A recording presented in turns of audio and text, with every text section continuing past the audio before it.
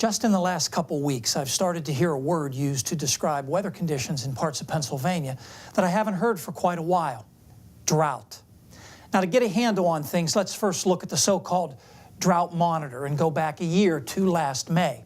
This ranks dryness on a 5-tier color scale, with yellow being abnormally dry, the least serious category, and maroon representing the most serious drought. A year ago, drought was a really big deal from the southern plains across the southwest into California, but no problem whatsoever in the northeastern United States. Now let's jump ahead to last November. 6 months ago, zoom into the northeast where a little color started to show up, even in Pennsylvania, but only about 20% of this whole area was affected. Now here's 2 months ago, mid-March. Signs of dryness in Pennsylvania, but not all that extensive or serious. Then a month ago, a big jump in coverage, about 40% of the Northeast abnormally dry. And now here's the latest as of last Thursday. About a quarter of the Northeast in the tan color, meaning moderate drought, with another 40% abnormally dry, the yellow. So the turn towards dryness in the Northeast is relatively recent. In fact, here's the percent of average rain over the last month. The deepest maroon means less than 25% of average. That covers most of southern New England, New Jersey, and eastern Pennsylvania, and actually matches up pretty well with the area now in moderate drought. Here's rainfall since April 23rd in a few spots in eastern Pennsylvania. That's almost 5 weeks ago. Not even a tenth of an inch in Allentown.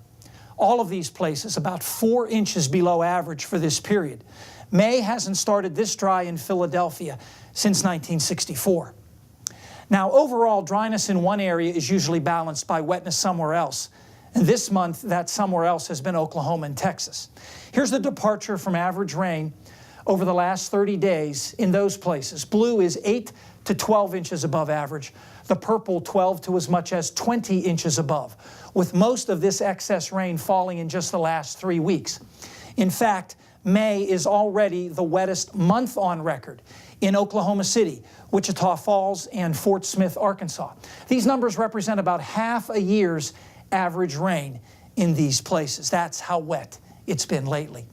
There are a lot of ways to explain why it's been so wet here lately, but it all starts with access to moisture. Here's a look at the average winds a few thousand feet above the ground over the last 3 weeks in this part of the country. Anything yellow, red, or orange represents winds greater than 20 miles per hour.